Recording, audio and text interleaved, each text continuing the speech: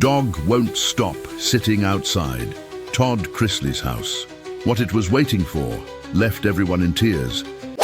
The screaming came from beneath the pool cover. Detective Sarah Collins froze mid-step as the sound pierced the morning air at the abandoned Chrisley mansion. Max, her Belgian Malinois partner, had been acting strange since they'd arrived at the Roswell property, pacing, whining, refusing to leave the backyard area. Now she understood why. "What in the world?" Sarah whispered, pulling out her radio. "Dispatch, I need immediate backup and paramedics at the Chrisley residence. Possible hostage situation." Max was already at the pool's edge, his powerful frame trembling with urgency. In 6 years of partnership, Sarah had never seen him this agitated. His training had kicked in completely, ears pinned forward, nose working overtime, every muscle coiled for action. The blue tarp covering the pool bulged and shifted.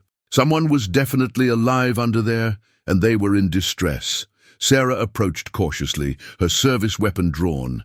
The screaming had stopped, replaced by weak, muffled sobbing. "Police! If you can hear me, I'm going to get you out of there!" Max circled the pool's perimeter, his behavior becoming more frantic by the second. He kept looking back at Sarah, then at the tarp, as if trying to communicate something urgent that his vocal cords couldn't express. "What is it, boy? What are you trying to tell me?" Sarah knelt beside the pool's edge and carefully lifted a corner of the heavy tarp. The smell that hit her made her stomach lurch, a mixture of human waste, fear, and something else she couldn't identify. But what she saw underneath made her blood run cold. A makeshift wooden structure had been built inside the empty pool, creating a crude underground prison. And huddled in the corner, barely visible in the shadows, was a man in his 50s, with a beard that hadn't been trimmed in months. "Sir, can you hear me? I'm Detective Collins with Atlanta PD. You're safe now." The man looked up at her with eyes that held a terror so deep it seemed to have hollowed out his soul. They said they'd come back," he whispered. "They always come back." Sarah's training kicked in. She holstered her weapon and grabbed her tactical knife, quickly cutting through the ropes securing the tarp. Max positioned himself at her back, scanning the surrounding property for threats. "What's your name, sir?" "David Brennan." The name hit Sarah like a physical blow. David Brennan, Todd Chrisley's former accountant who had disappeared just weeks before Chrisley's trial. Everyone assumed he'd fled the country to avoid testifying. "David, how long have you been down there?" "I don't." Time stopped meaning anything. Months, maybe more. His voice was hoarse from screaming, and Sarah could see rope burns on his wrists and ankles. As she helped him climb out of the makeshift prison, Max's demeanor changed. The dog had gone from frantic to alert, his danger-approaching stance that Sarah knew meant immediate trouble. "David, we need to move. Now." Sarah supported his weight as his legs, weakened from confinement, struggled to hold him upright. That's when she heard the vehicles approaching. Multiple engines, moving fast up the mansion's long driveway. Through the gaps in the overgrown hedges, she could see 3 black SUVs pulling up to the front of the property. "It's them," David whispered, his entire body starting to shake. "They found us." Sarah's mind raced. Her backup wasn't due for another 10 minutes, and she had no idea how many hostiles were in those vehicles. But she had Max, and she had David, a man who had clearly been kept alive for a reason. "David, listen to me carefully. Whatever they wanted from you, whatever you know, that's why you're still breathing, which means we have leverage." Men in dark suits were already spreading out around the property, moving with military precision. Sarah counted at least 6, all armed. "The wine cellar," David gasped, pointing toward the main house. "Todd had a panic room installed down there during the investigation. If we can make it—" Max was already moving, staying low and using the landscaping for cover. His tactical training from their years together had taught him to be Sarah's advanced scout in situations like this. Sarah half-carried David toward the mansion's rear entrance, following Max's lead. Her partner had found a route that kept them hidden from the approaching men, at least temporarily. "Max, quiet approach," she whispered. The dog immediately adjusted his movement, becoming nearly silent despite his size. They reached the house's back door, just as Sarah heard voices from the front yard, men coordinating a search pattern, speaking in clipped professional tones. These weren't random criminals. They were organized, well-funded, and very dangerous. Inside the mansion, dust motes danced in shafts of sunlight, filtering through boarded windows. The house felt like a tomb, empty and waiting. Max's nose was working constantly, processing scents and information that Sarah's human senses couldn't detect. "The cellar entrance is through the kitchen," David whispered, leaning heavily on Sarah's shoulder. As they moved through the abandoned house, Sarah's radio crackled to life. "Collins, this is dispatch. Your backup is 10 minutes out. What's your status?" Sarah couldn't respond without giving away their position. She clicked the radio twice, their signal for "in hiding," unable to speak. Max suddenly stopped and looked directly at Sarah, his expression communicating as clearly as words. Someone was in the house with them.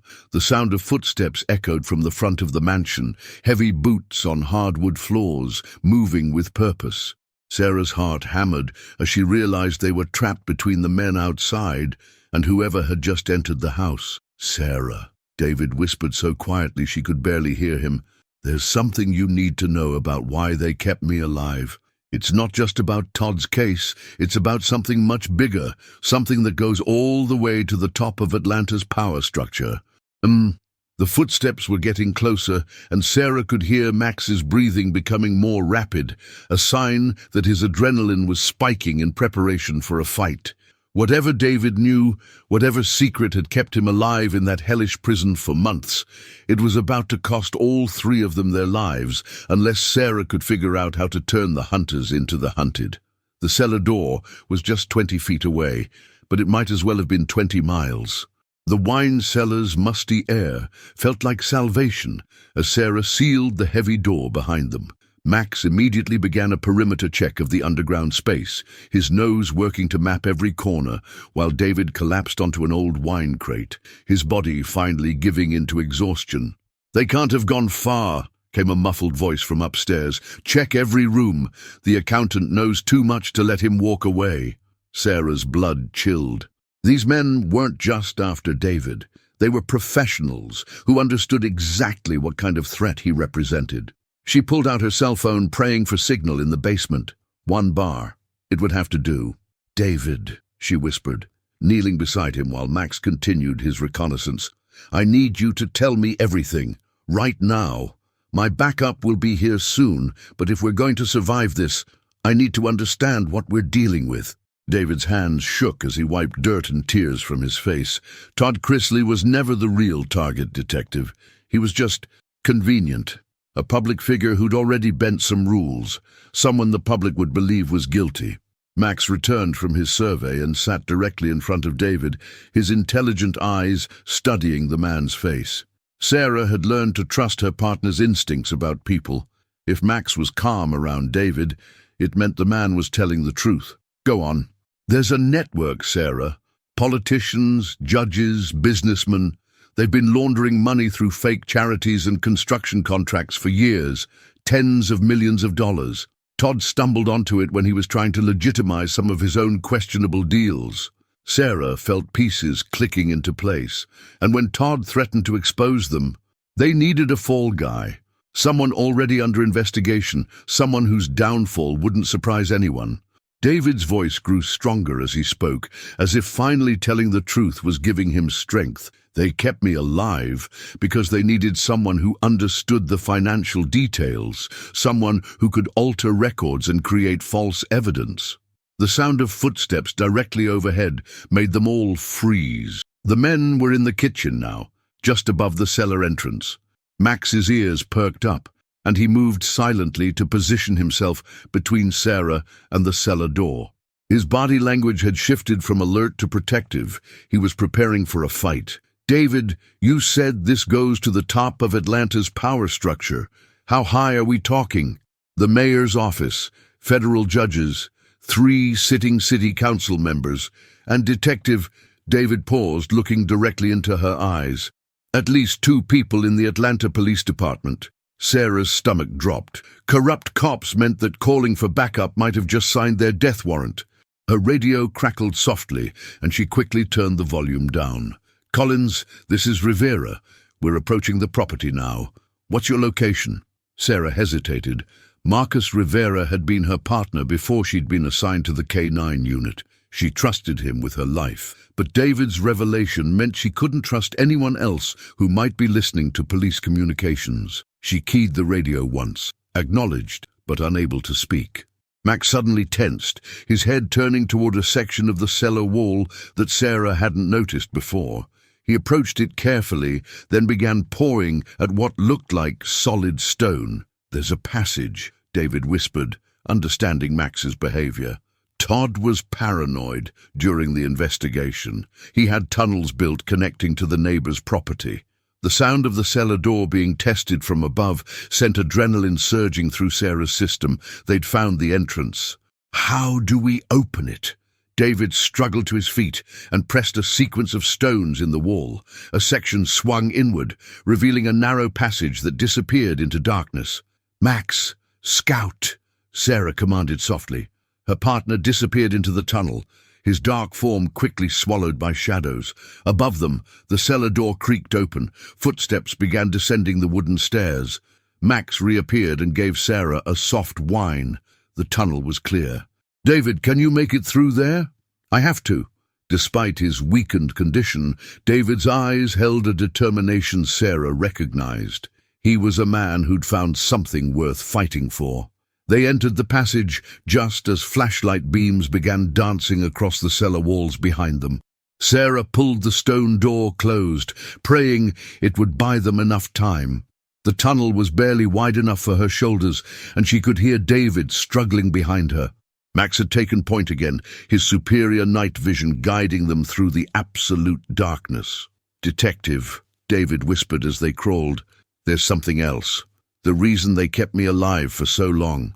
They were planning something big, a final score that would let them all disappear with enough money to last several lifetimes." "What kind of score?" "Federal disaster relief funds, hurricane assistance money that's been allocated to Atlanta for infrastructure repairs. We're talking about $200 million, Sarah.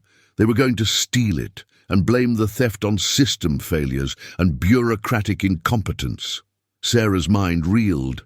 $200 million in federal money would finance the kind of operation they were facing. Professional killers, corrupt officials, enough resources to make problems disappear permanently. Max stopped ahead of them and whined softly. They'd reached the end of the tunnel. Sarah could see weak light filtering through what appeared to be a storm drain cover. Max was already working to push it aside with his powerful shoulders. "Where does this come out?" "The neighbor's backyard," David replied. "Mrs. Patterson is in her 80s, lives alone, mostly deaf. If we're quiet—" They emerged into daylight behind a garden shed, Max immediately taking a defensive position while Sarah helped David to his feet. The contrast between the tunnel's darkness and the bright afternoon sun was disorienting. Sarah's radio crackled again. "Collins, we've secured the main house. No sign of you or any hostiles. What's your status?" Before Sarah could respond, Max growled low in his throat. Through the gaps in the fence, she could see 2 more black SUVs pulling up to Mrs. Patterson's house. "They're surrounding us," she whispered. David grabbed her arm with surprising strength. "Sarah, listen to me. In my pocket, there's a flash drive. Everything is on there. Bank accounts, transaction records, recorded conversations. If something happens to me, you have to get that information to someone who can't be bought." Sarah took the drive, feeling its weight like she was holding evidence that could bring down half of Atlanta's power structure. "Nothing's going to happen to you, David. Max and I didn't come this far to lose you now." Max's attention had shifted to Mrs. Patterson's house. Through the windows, Sarah could see the elderly woman moving around her living room, completely unaware that armed men were approaching her front door. "We can't let them hurt her," Sarah said, making a decision that she knew might cost all 3 of them their lives. "Sarah, no," David pleaded. "Those men will kill anyone who gets in their way." But Sarah was already moving, Max at her side. They'd spent 6 years protecting innocent people, and they weren't about to stop now. The question was whether they could save Mrs. Patterson without getting themselves killed in the process. Sarah's hand was already on Mrs. Patterson's back door when the memories hit her like a freight train. 3 years ago, another elderly victim, another choice between duty and survival. Rex had been her partner then, a German shepherd with the heart of a lion and the loyalty of a saint. They'd responded to a home invasion call, found an 80-year-old man being held hostage by 3 armed drug dealers. Sarah had made the same choice she was making now. Go in, save the innocent, damn the consequences. Rex had taken 2 bullets protecting that old man. He died in Sarah's arms while she screamed for paramedics who arrived too late. Sarah! Max's soft whine brought her back to the present. Her current partner was looking at her with those intelligent brown eyes, and she realized her hand was trembling on the door handle. I know, boy. I know. She took a deep breath. But we can't let another innocent person die because we were too scared to act. Max pressed his body against her leg, not to hold her back, but to remind her that this time she wasn't alone. This time, she had a partner who understood the risks and was willing to face them with her. David had caught up to them, breathing heavily from the exertion of the tunnel crawl. Detective, please. Mrs. Patterson lived through the Great Depression and 2 wars. She's tougher than she looks. Those men might just question her and leave. You don't believe that any more than I do. Sarah tested the door, unlocked like most doors in this quiet neighborhood where people still trusted their neighbors. Through the window she could see Mrs. Patterson in her kitchen, preparing what looked like afternoon tea. The normalcy of the scene made what was about to happen even more obscene. David, I need you to understand something about me and Max. 6 years ago, we made a promise to each other and to this community. We don't abandon people who need help, period. Max's tail wagged once, barely perceptible, but Sarah caught it. It was his way of saying he remembered their promise too. But there's something I need you to understand about why I became a cop in the first place, Sarah continued, her voice dropping to barely above a whisper. My father was Atlanta PD, 23 years on the force, decorated detective, pillar of the community. She paused, watching through the window as Mrs. Patterson hummed an old hymn while arranging cookies on a plate. He was also taking money from the Torino crime family. For 8 years, he fed them information about investigations, warned them about raids, helped them stay 1 step ahead of honest cops. David's expression shifted from confusion to understanding. When internal affairs finally caught him, he ate his service weapon rather than face trial. I was 16, found his body in his study, along with a note saying he was sorry but couldn't live with the shame of what he'd become. Max moved closer to Sarah, sensing the pain in her voice. After 3 years of partnership, he'd learned to recognize when she needed emotional support as much as tactical backup. That's why I became a cop, David, to prove that not all of us are for sale, to prove that some people still believe in doing the right thing, even when it costs them everything. And that's why you can't walk away from Mrs. Patterson. That's why I can't walk away from anyone. Sarah checked her weapon, ensuring a round was chambered. Max understands. That's why we work so well together. He's never abandoned a mission either. Through the front window, Sarah could see the men in suits approaching Mrs. Patterson's porch. They moved with the casual confidence of people who weren't expecting any resistance. David, you stay here. If this goes wrong, you take that flash drive and find someone you can trust, someone who can't be bought. How will I know who to trust? Sarah smiled grimly. Look for the cop who drives the oldest car and lives in the smallest house. Corrupt cops always live above their means. Honest ones can barely afford their rent.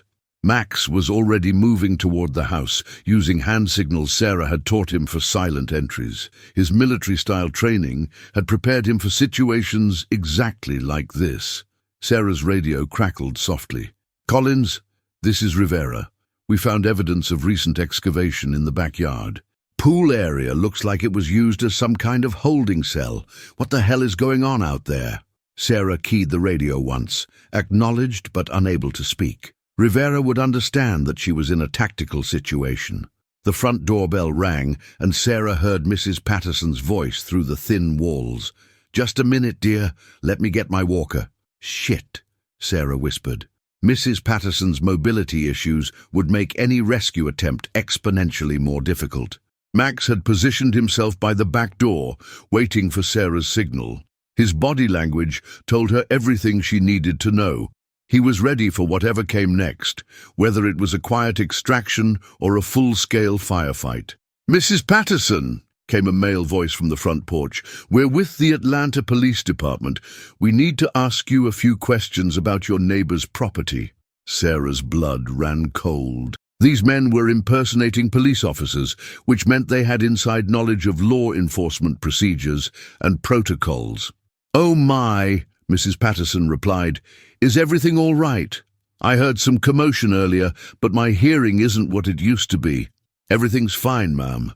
We just need to come inside and talk to you for a few minutes." Sarah heard the front door opening and knew she was out of time. She looked at Max, seeing her own determination reflected in his eyes. "Remember Rex," she whispered to herself, "but this time we all go home alive."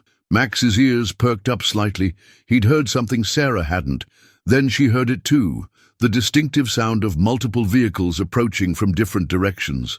Either backup was arriving, or the situation was about to get much worse. Max looked at her expectantly, waiting for the command that would send them both into action. Sarah took one last look at David, who was clutching the flash drive like a lifeline, then turned back to her partner. "Max," she whispered, "let's go be heroes." The explosion of gunfire from Mrs. Patterson's living room shattered the afternoon quiet, like glass. Sarah kicked in the back door, just as she heard the elderly woman scream, a sound that cut through her soul like a blade. "APD! Drop your weapons!" Sarah shouted, bursting into the kitchen with Max at her side. What she saw made her blood freeze. Mrs. Patterson was on the floor, clutching her shoulder where blood was seeping through her floral housecoat. Two men in suits stood over her, one holding a smoking pistol. "Well, well," said the gunman, a tall man with cold eyes and a scar running down his left cheek. "Detective Collins, you've caused us quite a bit of trouble today." Max was already moving before Sarah could give the command. 80 pounds of trained muscle and fury launched across the living room, targeting the armed man's gun hand with surgical precision. The man screamed as Max's jaws clamped down on his wrist, the pistol clattering to the floor. His partner swung his own weapon toward the dog, but Sarah was faster. "Don't even think about it." Her Glock was trained center mass on the second gunman. "Hands where I can see them." The man with the scar was trying to shake Max off his arm, but the dog held firm. Sarah had trained Max never to release until commanded, and she wasn't feeling particularly merciful at the moment. "Max, hold," she commanded, keeping her weapon trained on the second man. "You okay, Mrs. Patterson?" I think so, dear," the elderly woman wheezed. "They said they were police officers, but when I asked to see their badges, they shot you for asking for ID." Sarah's voice was deadly calm. "Max, release." The dog immediately let go and backed away, but maintained his attack stance. The scarred man was cradling his mangled wrist, blood dripping onto Mrs. Patterson's hardwood floor. "You have no idea what you're interfering with," the uninjured gunman said. "This is bigger than one cop and her dog. Try me." Sarah kept her weapon steady. "Mrs. Patterson, can you move?" "I think so. The bullet just grazed me, but Lord, it stings." That's when Sarah heard the vehicles outside, engines revving, doors slamming, multiple voices coordinating movement. Through the front window she could see at least 6 more men in tactical gear surrounding the house. Her radio crackled. "Collins, this is Rivera. We've got your location surrounded. Multiple hostiles in the area. What's your status?" Sarah's heart leaped. Marcus had found them. But something felt wrong. Why were the men outside not moving to assault the house? "This is Collins," she replied. "I've got 2 suspects in custody and 1 wounded civilian. I need paramedics for Mrs. Patterson." "Copy that. Paramedics are en route. But Sarah, we've got a problem. These guys have serious hardware and they're not backing down." Max's ears perked up. and he moved to the front window. His low growl told Sarah everything she needed to know. Something was very wrong with the tactical situation outside. "Rivera, how many units do you have out there?" "4 cars, plus a SWAT team that just arrived. But Sarah, these suspects aren't acting like normal criminals. They're organized, well-armed, and they seem to know our protocols." Sarah's blood chilled. David's warning about corrupt cops echoed in her mind. If the suspects knew police protocols, it meant they had inside information.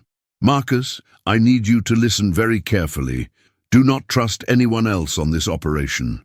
I have reason to believe we have compromised officers involved." Static filled the radio for several seconds. When Rivera's voice returned, it was tense. "Sarah, that's a serious accusation. I've got a witness who can prove it, but right now, I need to get Mrs. Patterson to safety." The scarred man laughed, a sound devoid of humor. "You still don't understand, do you? Your witness is already dead." Sarah's stomach dropped. "What are you talking about? Your friend David? The one you left hiding behind the garden shed? My associates found him about 10 minutes ago. 1 bullet to the head, very clean, very professional." Max sensed Sarah's distress and moved closer to her, pressing against her leg for support. But Sarah could feel her world tilting off its axis. David had been their only chance to expose the corruption network. "You're lying." "Am I? Check your radio. I bet your backup has some interesting news to share." As if on cue, Sarah's radio crackled again. "Collins, this is Rivera. We found a body behind the neighbor's property. Middle-aged white male, appears to have been shot execution style." Sarah's vision blurred. David was dead. The flash drive was gone. Everything they'd fought for was lost. "However," the scarred man continued, "all is not lost. You see, Detective, we have a proposition for you. Go to hell. Here's the situation. You're going to walk out of this house, get in your car, and drive away. You're going to forget everything you've seen today. In return, we'll let you and your dog live." Sarah looked at Mrs. Patterson, who was watching the exchange with wide, frightened eyes. The elderly woman didn't deserve to die because Sarah had stumbled into a conspiracy. "And if I refuse? Then we kill everyone in this house, including the old lady. Then we kill your partner Rivera outside. Then we find your home address and pay a visit to anyone you care about." Max was trembling with contained aggression, waiting for Sarah's command to attack. But Sarah could see the tactical situation clearly. They were outnumbered, outgunned, and surrounded. "You have 60 seconds to decide," the scarred man said, checking his watch. "After that, we start shooting everyone and claim it was a tragic firefight with a deranged police officer." Sarah's mind raced. There had to be a way out, had to be some option she wasn't seeing. But with David dead and the flash drive gone, she had no proof of the larger conspiracy. 50 seconds. Mrs. Patterson reached over and gently touched Sarah's arm. "Dear," she whispered, "sometimes the bravest thing is knowing when to retreat and fight another day." Sarah looked into the elderly woman's eyes and saw not fear but understanding. Mrs. Patterson had lived through World War II, had seen real heroes make impossible choices. 40 seconds. Max looked up at Sarah, and she could see the question in his eyes. "What are we going to do?" Sarah took a deep breath and made a decision that would haunt her for the rest of her life. 30 seconds. "All right," she said, slowly lowering her weapon. "I'll walk away, but I want guarantees that Mrs. Patterson won't be harmed." The scarred man smiled, and Sarah realized she'd just made the biggest mistake of her career. "Oh, Detective Collins," he said, pulling out a backup pistol. "I'm afraid I lied about the deal." The backup pistol was halfway to Sarah's head when Max exploded into motion. But this time, the dog didn't go for the gun hand. He went straight for the throat. The scarred man's scream cut off abruptly as 80 pounds of Belgian Malinois drove him backward into Mrs. Patterson's china cabinet. Porcelain figurines crashed to the floor as Max's training took over. Neutralize the threat, protect the partner, never let go until the danger is eliminated. Sarah spun toward the second gunman, but he'd already raised his weapon. Time slowed to a crawl as she watched his finger tighten on the trigger, knowing she couldn't bring her own gun to bear fast enough. The gunshot was deafening in the small living room, but it wasn't the sound of Sarah dying. Detective Marcus Rivera burst through the front door, his service weapon smoking, and the second gunman was sprawling backward over Mrs. Patterson's coffee table. "Sarah, you okay?" "Marcus." Sarah had never been happier to see her former partner. "How did you—" "I've been monitoring police radio frequencies," Rivera said, quickly securing the second gunman's weapon. "When I heard multiple units being dispatched to this location, but I didn't recognize half the voices on the radio, I figured something was wrong." Max had the scarred man pinned to the floor, his jaws locked around the man's throat, but not crushing yet. The man was conscious, but very, very still. "Good boy, Max. Hold position." Sarah knelt beside Mrs. Patterson, who was sitting up against her recliner, looking remarkably composed for someone who'd just survived a shootout in her living room. "Are you hurt anywhere besides your shoulder?" "Just shaken up, dear.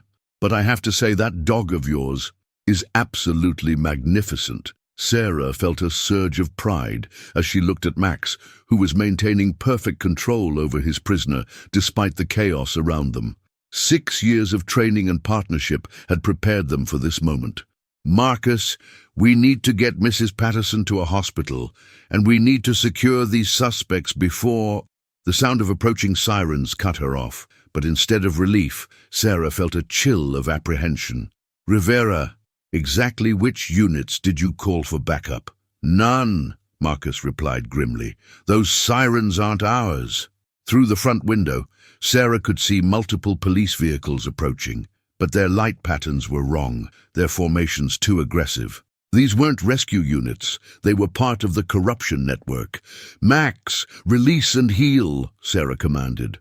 Her partner immediately let go of the scarred man and moved to Sarah's side, ready for whatever came next. "We need to move now," Sarah said, helping Mrs. Patterson to her feet. "They're coming to clean up loose ends, and that includes all of us." "Where can we go?" Rivera asked, checking his ammunition. "They've got the whole neighborhood surrounded." "There's a storm cellar," Mrs. Patterson said quietly. "My late husband built it during the Cold War. It has its own ventilation system and a radio set up. If we can get down there—" "Where is it?" "Basement, behind the water heater." The sirens were getting closer, and Sarah could see armed figures moving between houses, coordinating a systematic search pattern. "Marcus, can you carry Mrs. Patterson?" "On it." Rivera scooped up the elderly woman as if she weighed nothing. "What about these two?" Sarah looked at the scarred man who was clutching his throat and glaring at her with pure hatred. The second gunman was unconscious but breathing. "Leave them. If we're lucky, their own people will think they talked." They moved quickly through Mrs. Patterson's house to the basement. Max led the way, his senses on high alert for any additional threats. The storm cellar entrance was exactly where Mrs. Patterson had said it would be, a heavy steel door concealed behind the water heater. "The combination is 1945, Mrs. Patterson wheezed as Rivera carried her down the narrow stairs. "The year my husband came home from the war." The storm cellar was larger than Sarah had expected, a concrete bunker with military-grade construction. Along one wall sat an old but functional radio setup, and shelves lined with emergency supplies. "Mrs. Patterson, your husband was prepared for anything." "He was a good man who'd seen too much war," the elderly woman replied. "He always said that freedom was worth protecting, even from those who were supposed to protect it." Sarah turned on the radio and began scanning frequencies. She needed to find someone in law enforcement who couldn't be bought, someone who could help them expose the network before it was too late. Max positioned himself at the bottom of the stairs, listening for signs of pursuit. His body language told Sarah they had a few minutes, but not many. "This is Detective Sarah Collins, badge number 4477, requesting immediate assistance from any federal law enforcement personnel monitoring this frequency." Static filled the radio for several seconds, then a voice crackled through. "Detective Collins, this is FBI agent Jennifer Walsh. We've been monitoring Atlanta PD communications and noticed some irregularities. Are you in immediate danger? Sarah's heart leaped. Agent Walsh, I have critical information about a corruption network involving Atlanta city officials and police officers. I also have a wounded civilian who needs medical attention. What's your location? Sarah gave their coordinates, then added, Agent Walsh, do not coordinate with Atlanta PD dispatch. The network includes police personnel. Understood. We have a tactical team in the area conducting an unrelated operation. ETA to your location is 10 minutes. Max's head snapped up and he let out a low growl. Someone was in the house above them. Agent Walsh, hostile forces are in the building. We're concealed but trapped. Roger that. Federal agents are moving to secure the perimeter now. Rivera was treating Mrs. Patterson's shoulder wound with supplies from the emergency kit. How's she doing? I'll live, Mrs. Patterson answered for herself. I've survived worse than this. But Detective Collins, there's something you should know. Sarah turned to face the elderly woman, who was looking at her with an expression of deep sadness. Your friend David, before they killed him, he managed to hide something in my garden, under the rose bush by my back fence. He said to tell you that the truth has deep roots. Sarah felt a surge of hope. David had found a way to preserve the evidence, even as he was dying. Mrs. Patterson, what exactly did he hide? A small metal box. He said it contained enough evidence to bring down the whole network. The sound of footsteps on the basement floor above them made everyone freeze. Max was trembling with contained energy, ready to fight if necessary. Sarah's radio crackled softly. Detective Collins, this is Agent Walsh. We have the house surrounded. The suspects are in custody. You're safe to come up. Sarah looked at Max, who was still tense but no longer growling. Her partner's instincts told her the immediate danger had passed. Mrs. Patterson, she said, helping the elderly woman to her feet, let's go dig up that rose bush. As they climbed the stairs back to the basement, Sarah realized that David's final act had been one of incredible courage. Even facing death, he'd found a way to ensure that justice would prevail.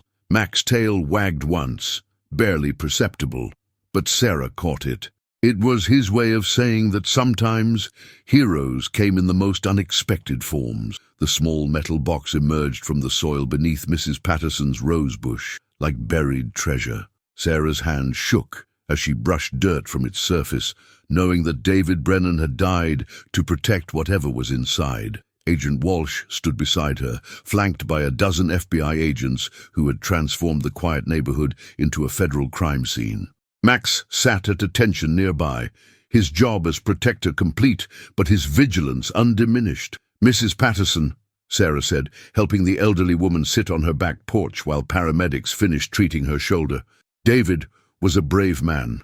He saved all of us. Open it, dear, Mrs. Patterson replied softly. Let's see what he thought was worth dying for. Inside the waterproof container, Sarah found 3 items that made her breath catch. A second flash drive, a handwritten confession letter, and something unexpected, a small recording device that was still blinking red. Agent Walsh, look at this. Sarah held up the recording device. It's been running this whole time. Walsh examined the device with growing excitement. This is military-grade surveillance equipment. If it captured audio from the past few hours, it recorded everything, Sarah realized. The gunman confessing to David's murder, their threats against Mrs. Patterson, their admissions about the corruption network. Agent Walsh activated the playback function, and David's voice filled the air. My name is David Brennan, and if you're hearing this, they've probably killed me. But before I die, I want the world to know the truth about the Project Atlanta conspiracy. For the next 20 minutes, they listened to David's detailed confession about the money laundering operation, complete with names, dates, and financial details. Then came the audio from the afternoon's events, the gunman's threats, their casual discussion of murder, their boasts about having police officers on their payroll. This is enough to bring down the entire network, Walsh said, her voice filled with professional satisfaction. Detective Collins, you and Max have just helped us crack the biggest corruption case in Atlanta's history. Sarah looked at her partner, who was now lying peacefully in the grass, finally able to rest after their harrowing day. Max did most of the work. He's the one who wouldn't give up on finding David. About that, Agent Walsh said, consulting her tablet. We've completed our preliminary arrests. 12 suspects in custody, including 2 Atlanta police officers, 1 city council member, and a federal judge. What about the money? We've frozen 47 bank accounts containing over $60 million. The Hurricane Relief Fund theft was scheduled for next week. You stopped it just in time. Mrs. Patterson struggled to her feet, waving away the paramedic who tried to help her. Detective Collins, there's something else you should know about your friend David. Sarah turned to face the elderly woman, who was holding an envelope that looked like it had been hidden in her garden for some time. He gave me this weeks ago, said to give it to any honest cop who came looking for him. I think he knew he might not survive to tell his story himself. Sarah opened the envelope with trembling fingers. Inside was a letter written in David's careful handwriting. Detective Collins, if you're reading this, it means you and Max found me, and it probably means I'm dead. I want you to know that having you two fighting for the truth gave me hope during the darkest period of my life. There's something I need to tell you about your father. Sarah's world tilted. Her father. How could David know anything about her father? Detective Robert Collins was not corrupt. The evidence against him was fabricated by the same network that framed Todd Chrisley. Your father discovered the money laundering operation in 1998, and when he threatened to expose it, they planted evidence in his house and convinced Internal Affairs he was taking bribes. Your father killed himself not because he was guilty, but because he knew they would frame him for crimes he didn't commit, and he couldn't bear the thought of his daughter believing he was dirty. The proof is on the flash drive in a folder marked Collins Investigation. Your father was a hero, Sarah, just like you. Sarah's legs gave out, and she sank to her knees in Mrs. Patterson's garden. 20 years of believing her father was corrupt, 20 years of becoming a cop to atone for his sins, and it had all been based on a lie. Max was beside her instantly, pressing his warm body against her side, offering the same comfort he'd provided countless times over their 6 years together. Sarah, Agent Walsh said gently, what does the letter say? Sarah couldn't speak. She handed the letter to Walsh and focused on breathing while her world rearranged itself around this new truth. My God, Walsh whispered after reading. Sarah, your father's case was one of the reasons I became an FBI agent. I always believed there was something wrong with that investigation. Rivera, who had been coordinating with the crime scene team, approached them with his own piece of news. Sarah, we found something else in the Chrisley house, a hidden room behind the wine cellar. It's full of financial records going back 15 years. How much evidence are we talking about? Enough to put the entire network away for life. Sarah, you and Max didn't just solve a kidnapping case. You exposed the most sophisticated corruption scheme in Georgia's history. Mrs. Patterson hobbled over and sat beside Sarah in the grass. Dear, your dog has been trying to get your attention. Sarah looked at Max, who was holding something in his mouth, a small object he'd apparently found while she was reading the letter. What is it, boy? Max dropped the item into her palm. It was a small metal badge, tarnished with age but still readable. Detective Robert Collins, Atlanta PD. David must have found it when he was researching your father's case, Walsh said softly. He wanted you to have it. Sarah clutched the badge, her father's badge, and felt 20 years of pain begin to transform into something else. Not quite healing, not yet, but the beginning of healing. Agent Walsh, what happens now? Now we build the cases that will put these people away forever. We return stolen money to the communities they robbed. And we make sure that David Brennan's sacrifice means something. Sarah stood up, her father's badge still clutched in her hand, and looked around at the scene. FBI agents processing evidence, corrupt officials being led away in handcuffs, and Mrs. Patterson directing a paramedic to be careful with her rose bushes. Max, she said, ready to go home. Her partner stood and stretched, then looked up at her with those intelligent brown eyes that had seen her through 6 years of dangerous cases and difficult days. 6 months later, Sarah received a call from Emily Brennan, David's daughter. The 16-year-old was in remission from her leukemia and wanted to thank the detective and the dog who had brought her father's killers to justice. "Ms. Brennan," Sarah said, "your father was one of the bravest men I ever knew. He saved a lot of innocent people." "I know," Emily replied. "That's the kind of man he was." "And Detective Collins? I'm studying criminal justice now. I want to be a cop like you and your dad." After the call ended, Sarah sat in her backyard with Max lying beside her, both of them peaceful in the evening quiet. On her desk inside the house sat 2 badges side by side, her father's and her own, representing 2 generations of honest cops who had refused to be bought. Max rolled over and put his head in Sarah's lap, content in the knowledge that they had kept their promise to protect and serve, no matter the cost. The dog, who wouldn't stop sitting outside Todd Chrisley's house, had been waiting for justice all along, and in the end, justice was exactly what he had helped deliver.